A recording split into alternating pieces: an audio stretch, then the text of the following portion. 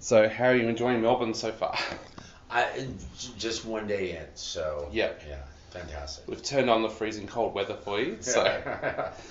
so I want to start by saying congratulations on the film. Thank Had a you. chance to sit down and watch it the other day and absolutely fell in love with it straight away. So, Thank congratulations. you so much.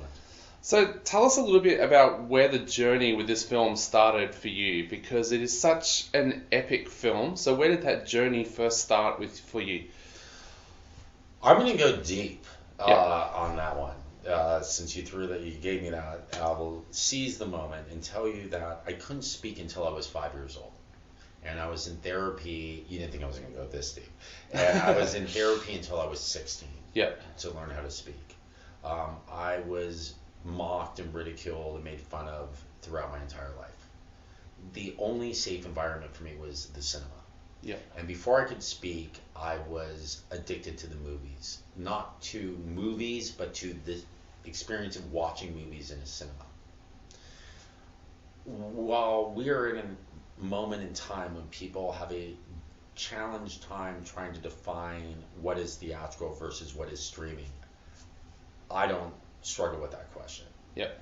Um, I'm very versed in what cinema can offer us that we can't receive at television at home, and it's sound, which in 12.0 or Dolby Atmos, it's you just can't reproduce it in a home theater.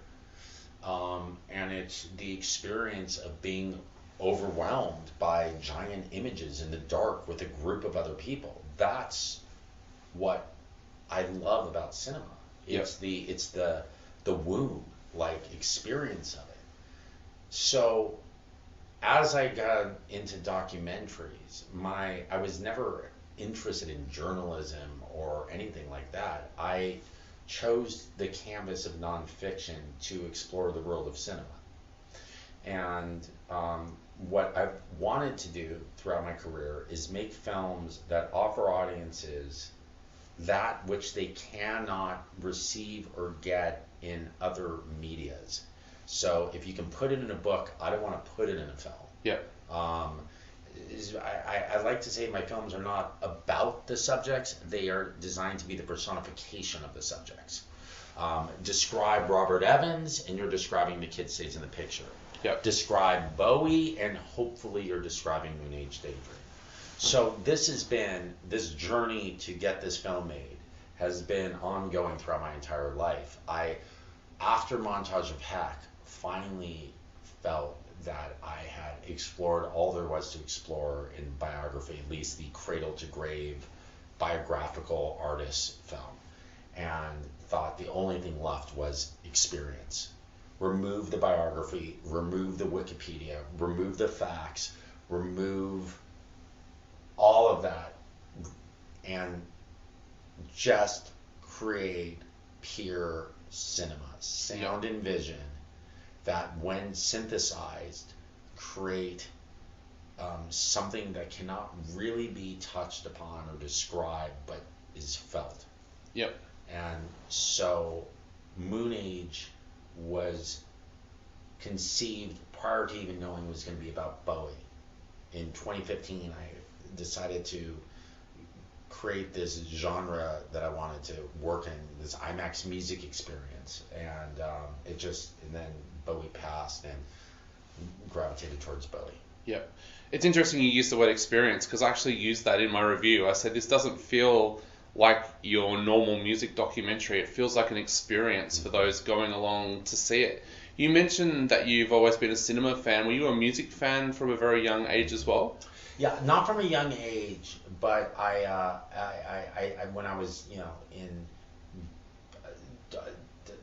11 or 12, I started to, sort of formulate my own musical vocabulary. I was really into, in the 80s, SST records and the LA punk scene.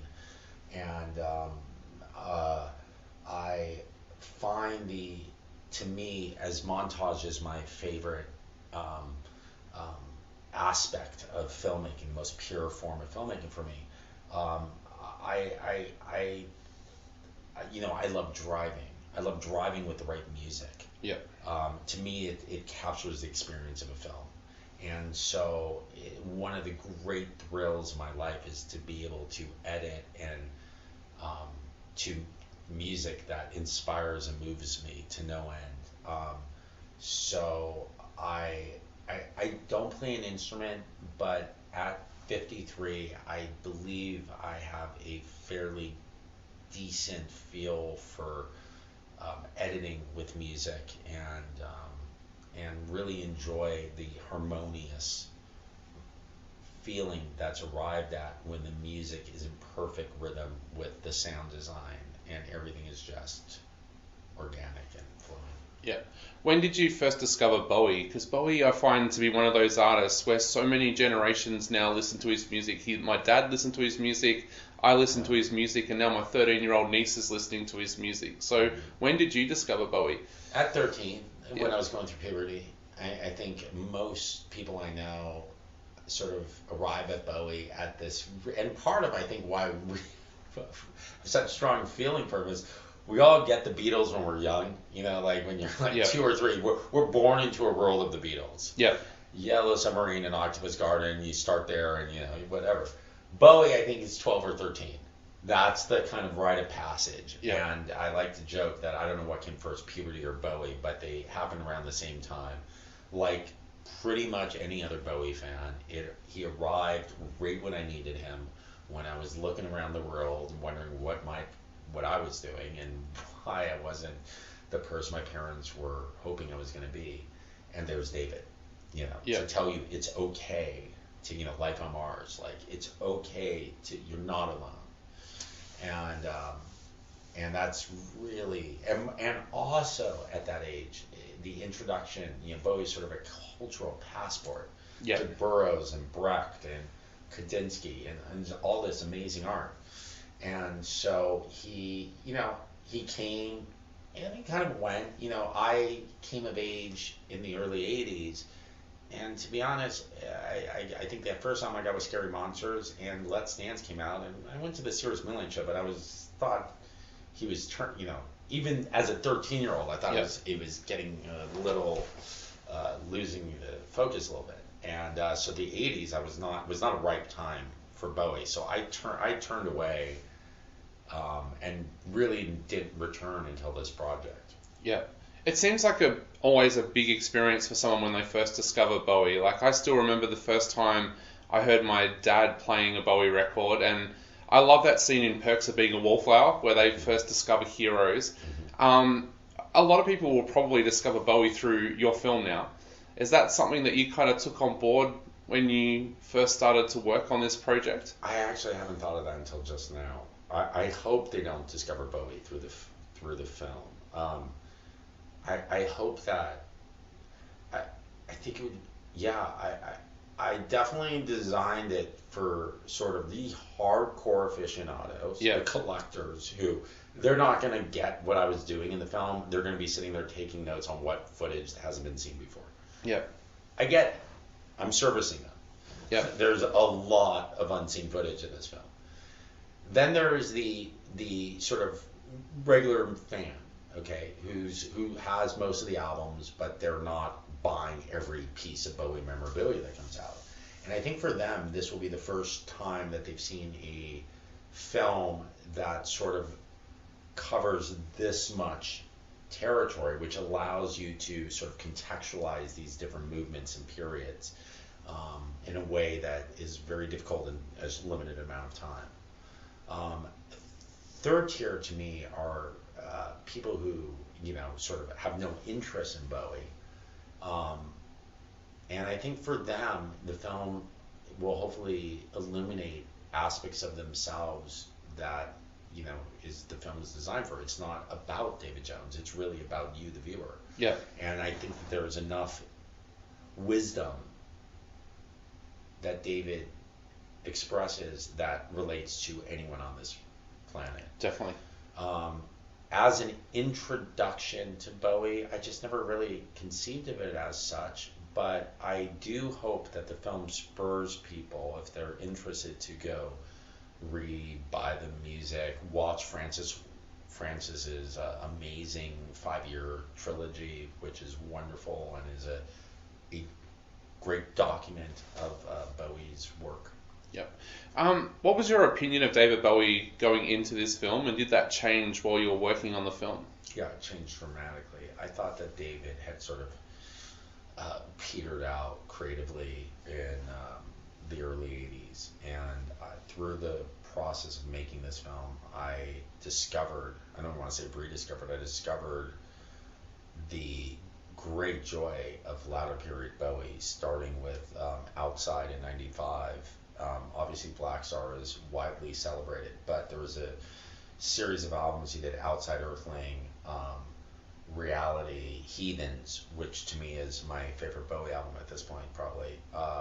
That was amazing. I knew Bowie was an amazing artist.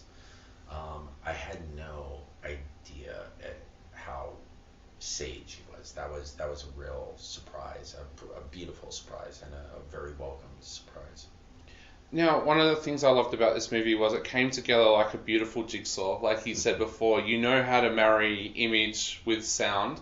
How do you map that out? Like, do you draw images? Do you write a rough script for yourself? How do you actually go about creating what we end up with this film? Up to this stage of my career, I have always made the films before I got to the editing room. So most people in documentary like to say that the films are made in the edit room. I disagree with that. Well, they can do whatever they want to do. Yeah. I'm not going into the edit room to go fishing. I fish before I go to the edit room. Yeah. So generally I screen everything, I hack out a script in a couple days, and we go and edit. And it's a very fluid process, generally 6 months to get the first pass, and then 9 months to 3 more months to lock it in.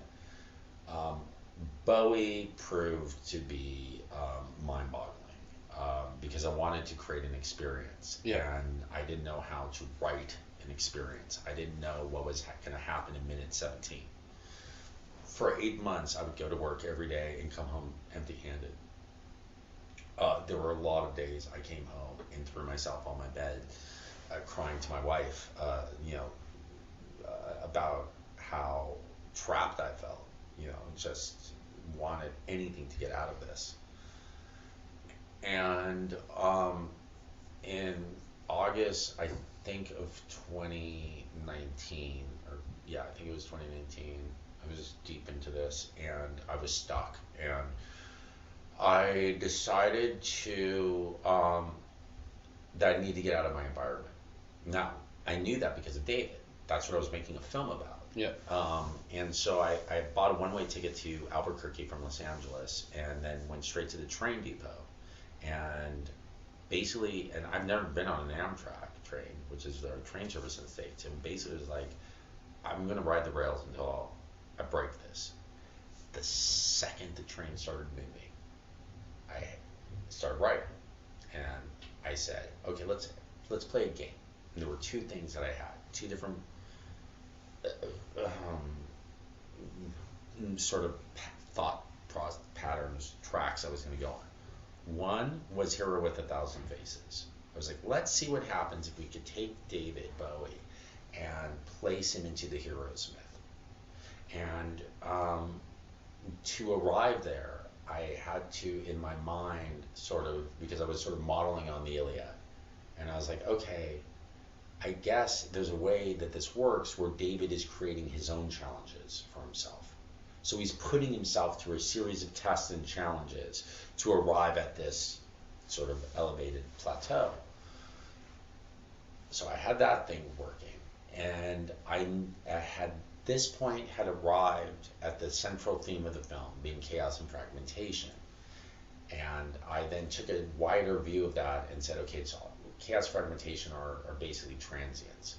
And the main themes of David Bowie's career, spirituality and alienation, isolation, gender fluidity, all these things are in one way, shape, or form are iterations of this central theme. So I said, okay, let's play a game. And Bowie loved games in the studio. That's how the Berlin trilogy came around. and I said, okay, this is such a stupid game that I'm going to describe.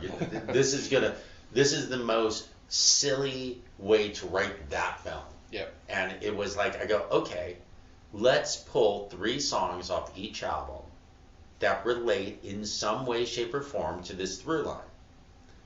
Then let's take those songs, arrange them into a playlist, and see what happens. Hour and a half onto the train, sun setting. I go back to my cabin, listen to a 2.5 hour playlist, looking out at the desert, and I had it. Or in my mind, I had it. I was like, that's the film. Yep.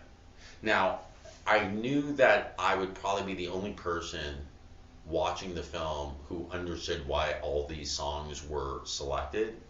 That's called subtext. Subtext isn't really designed for, I mean, if you get it, you get it. But you know, I try to work where I assume no one's getting the subtext. Yep. But I got it. So that provides me with a cohesive canvas to tell me when I'm staying, if I'm on track or off track. So that happened. Okay, marinate that script, right? Get to where I want to go. So now I go to start editing the film. I bring in an editor, Bob Murkowski, who cut The Hurt Locker, won the Oscar for it. It's cut all of Sam Raimi's films. Bob, genius, one of the greatest editorial minds in cinema. Never cut a documentary, and loves Bowie too. And he's a real awesome dude. And I said, so I was like, all right, I'm gonna since I screened all the footage, I'll spoon feed you some stuff to cut, and we'll just go from there. And then the pandemic happened, and I have a heart condition, so I had to isolate. At that point, I had to cut the film by myself. I had the script. Getting from point to point was next to impossible. And I've never experienced this. I knew that the next scene would be this, but I couldn't find. I would go 28 days, nothing, and on the 29th day, I'd make the scene and then start all over again. And it was ebbs and flows, and it was torturous. And that was made more challenging by virtue of the fact that not only did I not have a producer on the film, I didn't have an editor on the film, so I had no one to talk to. I had no one to collaborate with. I had no one to say, like, hey, do you like this one or this one? There was no one. I'm alone in a building. I don't even have an assistant to bring in to show material to. So that was a little overwhelming, and it really wasn't. This film was not the pleasant part of this film was the 2 years spent watching the footage, where I didn't have to stress out about what it's going to be. I could just sort of be in it. And after Locking Pictures, collaborating with a sound team and a colorist after being in isolation for so long. Awesome. Well, Brett, we are right out of time, but I just want to thank you so much for taking the time to chat to us, and thank you so much for creating such a magnificent film as well. Thank you. Appreciate that.